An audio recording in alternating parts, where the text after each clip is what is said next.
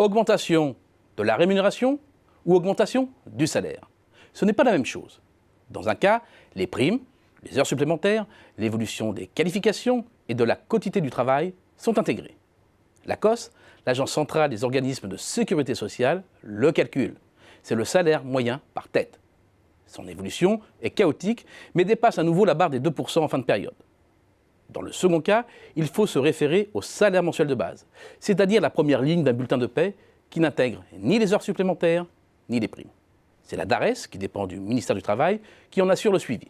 Son évolution est par nature moins chaotique. Elle est surtout plus lente en fin de période que le salaire moyen par tête, signe de l'accélération de la partie variable de la rémunération. Pour le reste, le salaire brut, stricto sensu, plafonne à 1,5%. C'est en dessous de l'inflation.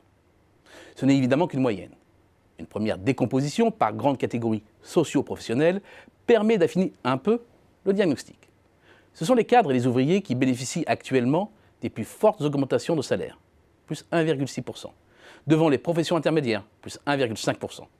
Une catégorie qui regroupe, selon l'INSEE, des salariés en position médiane entre cadres et agents d'exécution au niveau de compétences équivalent aux instituteurs ou aux infirmières. Un cran en dessous, les employés avec 1,4%, un groupe qui rassemble des professions très variées, parmi lesquelles les vendeurs, les secrétaires de bureau, etc.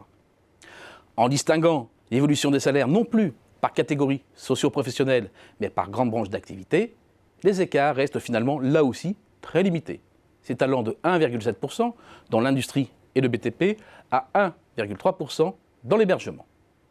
Au moment même où nombre d'industriels et de constructeurs se plaignent de ne pouvoir recruter, ces maigres augmentations ont de quoi surprendre, même si la tendance est aux primes et aux heures sup. En fait, l'analyse est trop macroscopique et il faut absolument descendre à un niveau plus fin dans les secteurs. Parmi le top 5 des secteurs où les salaires progressent le plus, 2 se démarquent avec une augmentation plus de 2 fois supérieure à la moyenne. Avec la reprise, les besoins d'intérimaires ont explosé pour combler les manques des secteurs en tension, poussant les prix et les rémunérations à la hausse. Les personnels de l'audiovisuel font également partie des mieux lotis. En troisième position, l'aéronautique, le ferroviaire et le naval prend la tête des secteurs industriels.